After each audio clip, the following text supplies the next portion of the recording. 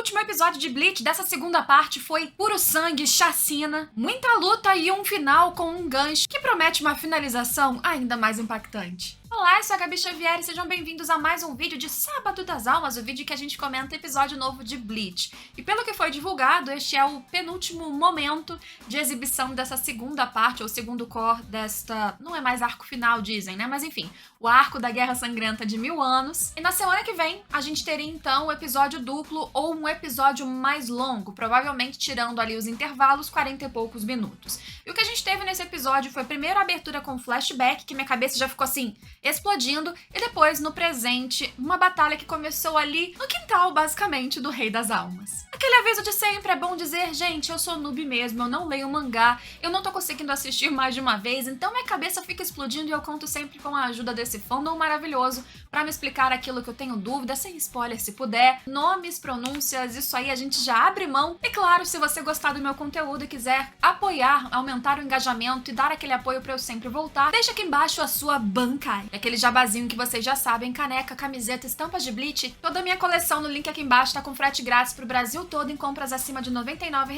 só durante essa semana, então depois loja.com.br/Gabi-Xavier pra você aproveitar. E frete é um negócio que aqui no Brasil é bem caro. Bem, vamos lá, já começando com a parte que eu achei bem interessante, porém fiquei realmente confusa e vou contar com a ajuda de vocês, se possível.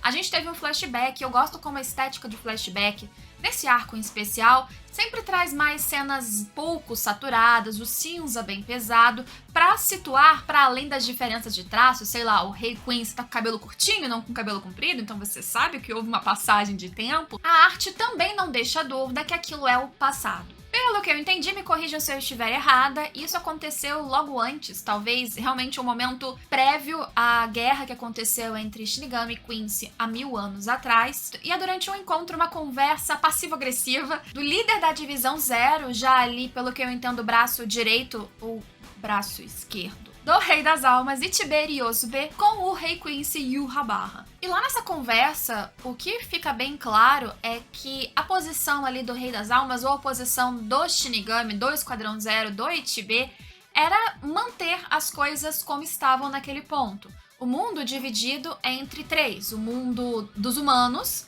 o Ruecomundo e a Soul Society, né, a Sociedade das Almas. O que para ele seria o universo ideal. O que fica claro na fala do Yhwach que foi algo que foi criado de alguma maneira pelo próprio Rei das Almas. E algo que, segundo este Rei Quincy, algo que ele mostra não concordar, tinha criado um desequilíbrio e um medo da morte. Dividindo o que é vida, qual é o mundo da vida e qual é o mundo da morte, isso criou um medo, um terror nas pessoas, nos seres, os quais ele, com aqueles olhos, pelo que eu entendi, o olho que tudo vê, olhos oniscientes dele, ele sentia algo que impedia a paz de permanecer. E pelo que eu compreendi, o intuito dele de fazer os mundos se chocarem e voltarem a ser um só, era voltar a um estado de paz. A fala dele, ou pelo menos o que ele parece querer, é um universo de paz que eu não sei se seria possível nesse formato que ele deseja criar, mas é algo que a gente já sabe por retrospectiva que ele não conseguiu fazer e que provavelmente ele está tentando novamente no presente.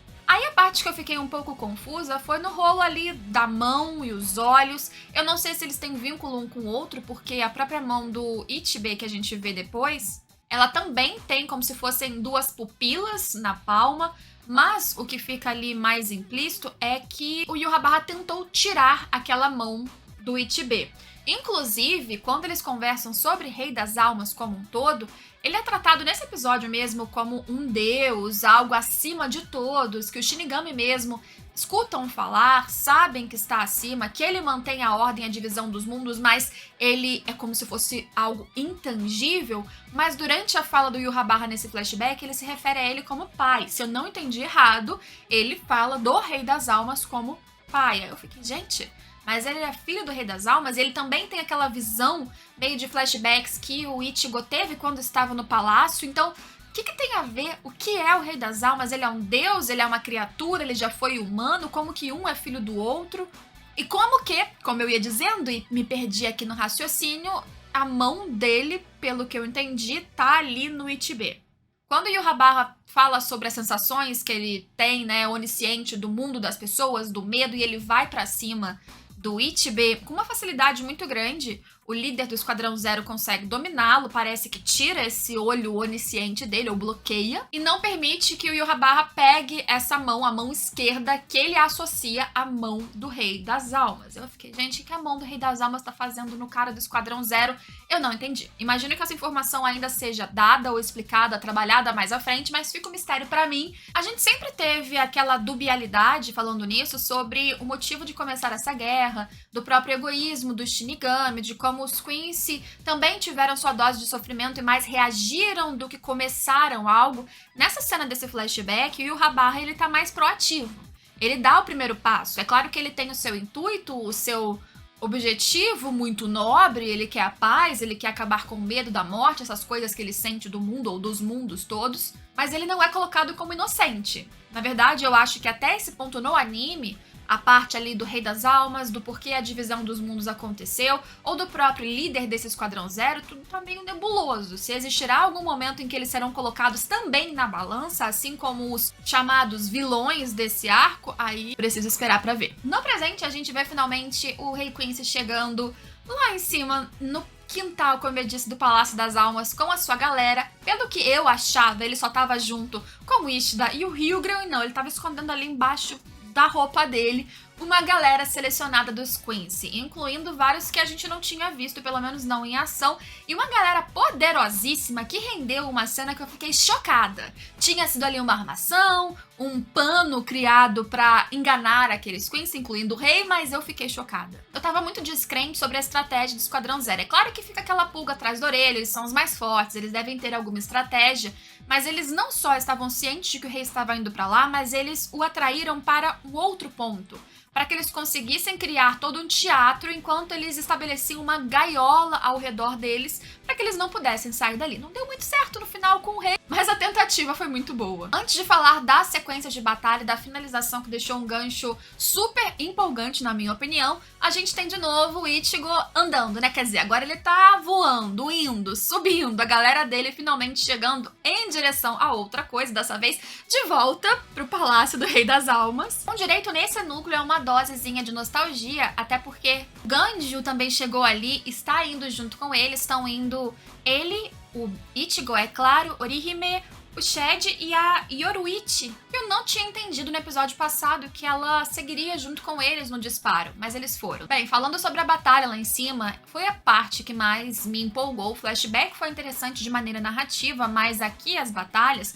não foram o maior brilho em relação à animação da temporada. Eu imagino que eles estejam guardando isso como foi na abertura para a finalização mais longa na semana que vem, mas foi impactante o suficiente. Quando a Shutara, né, Senjumaru, ela recebeu eles ao chegarem, primeiro ela tava sozinha, eu fiquei, gente, sozinha ela tá dando conta, eu já ficava desconfiada de que tinha alguma outra coisa, pessoas por trás de algum lugar, porque, obviamente, se ela está ali para os receber, todo o Esquadrão Zero está posicionado de alguma maneira ciente da chegada desses estranhos. E a primeira surpresa foi a galera que saiu debaixo da capa do rei e eles sendo muito, muito fortes. Eu sei que no final do episódio eles aparentemente foram abatidos, não posso dizer mortos, eu sei, porque a galera não morre assim sempre com uma espadada nesse universo, eu sei. Mas apesar deles parecerem perder no final do episódio, até relativamente fácil, ou bem fácil, quando eles chegaram, até porque eles estavam sendo enrolados para a gaiola ser feita ao redor deles, eles tiveram tempo e espaço de brilhar, e eu fiquei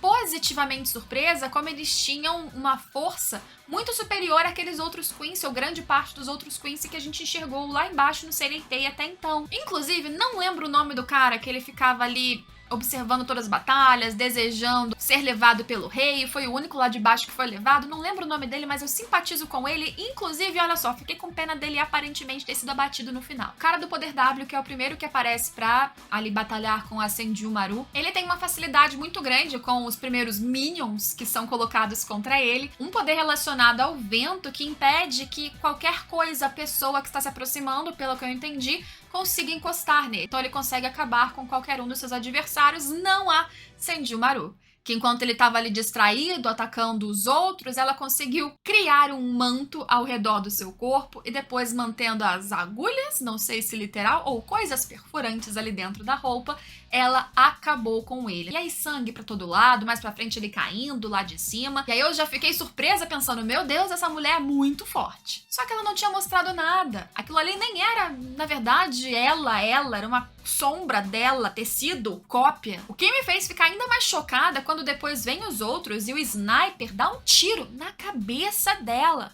Eu jurava que ela tinha morrido, e eu sei que Bleach tem essas coisas de morreu, não morreu, e morreu e voltou, mas eu achei a cena muito boa, porque a morte dela, no momento que a gente vê aquele crânio perfurado completamente em cima, ela é silenciosa, o que na montagem em si torna tudo, a cena em si, muito mais inesperada. E aí quando ela cai e vai surgindo aquela poça de sangue ao redor, aí a coisa fica ainda mais visceral. Essa limpeza de trilha, o foco muito grande, ela caindo e o sangue espalhando, faz com que qualquer som, né, da mixagem, os efeitos sonoros da cena em si, eles sejam mais evidenciados, deixa a parte mais viscosa e visceral e física desse golpe, dessa suposta morte, muito mais chocante. Realmente, essa cena pra mim foi muito boa, ainda que depois ela apareça e diga, opa, não era eu. O que pra mim foi o outro grande plot twist, por mais que eu tivesse com a desconfiança que existisse uma carta na manga, eu imaginei que as pessoas estavam se preparando e ela tivesse morrido não esperando a capacidade tão grande daqueles queens. Um mero engano e ignorância da minha parte, porque eles já tinham previsto tudo. Caindo as cortinas, nem sequer o palácio que o rei achava que estava ali realmente era o palácio, era só uma cortina, um fingimento, enquanto na verdade o próprio palácio estava sendo protegido pelo Ichibe, mais à distante, e enquanto eles estavam distraídos, a própria Kiryu construiu uma árvore ao redor deles, uma gaiola feita de uma árvore. E a explicação para que eles não conseguissem perfurar essa árvore ou derrubá-la, né, produzir danos de forma que ela quebrasse, é muito legal, porque ela é associada ao poder da comida. Só que ela explica que a comida está relacionada à vida. E tudo que ela produz para cozinhar vem do corpo dela. Tanto é que ela vai inchando, né, crescendo o corpo, porque a sua energia, as partículas espirituais, são alimentos e reserva, por exemplo, para uma árvore frutífera crescer. Sendo assim, a árvore que ela cria, como esta árvore da gaiola, se alimenta de partículas espirituais. Então, se esse Quincy tá lá jogando um bando de bala, o sniper, que na verdade são partículas espirituais também, ele tá só alimentando a árvore, tá só crescendo a gaiola, o que eu achei uma jogada bem interessante. Dali pra frente, a gente teve a chegada, é claro, de todos do Esquadrão Zero, exceto o Ichibe, que tá lá sentadinho em frente ao Palácio Real. E o maior destaque da finalização foi o Nimaya, o cara da Zanpakuto. Aproveitou ali que ele tava com a sua chance de usar uma espada que não poderia ser enviada para o Seirei Taper, porque pelo que eu entendi não tava ali perfeita. Com a coisa imperfeita, ele consegue retalhar a galera toda, inclusive o Quincy, que eu tava com pena. Se o sniper não morreu, eu não sei como, porque ele abriu uma poça de sangue em volta dele, mas tudo bem, como eu disse, Bleach, as pessoas perdem cabeça, braço, se picotam e voltam, vai saber. Mas ele conseguiu, no mínimo, abater todos com muito estilo, rapidez e eficácia. Nessa hora eu pensei, ok, tudo bem que tem ali o Rei Quincy, que é o cara fortão, mais forte de todos, ainda tem o Ichigo chegando com a sua gangue, tem o Hyuga, o Ishida, então temos potenciais ali, elementos para terem muito mais força e trazerem um desafio, mas o Esquadrão Zero tá inteiríssimo, nem lutou a galera toda, então já sabia que a coisa não ia terminar tão fácil assim. Agora, essa parte eu realmente não entendi. Quando o Rei Quincy pega, joga o negocinho lá, o taso dele, e ele se teleporta pra fora da gaiola, isso não entrou na minha cabeça. Perdi, não entendi o que era aquilo. Sinto que a gente já viu esse objeto em algum momento da temporada, mas eu não tive tempo, como eu disse pra vocês, de pesquisar ou reassistir. Perdoem pela nubice, por favor me expliquem como que ele telou ali pra fora da gaiola. E o final do episódio, que eu achei uma grande promessa da finalização na semana que vem e também um excelente gancho do flashback no início com o final do episódio em si, foi quando o Rei Quincy Yhwach fica de frente àquele que anos atrás foi um grande algoz, Ichibe Ryosuke, o líder do Esquadrão Zero, que de novo diz, não me chame assim tão pessoalmente pelo nome, e chuto eu que então na semana que vem eles vão realmente batalhar. Agora, por mais que eu veja que o Esquadrão Zero tá muito ciente das coisas e se planejou, eles estão ali com táticas em cima das táticas que podem acontecer pelo lado do inimigo, eu tenho certeza que o Rei Quincy também.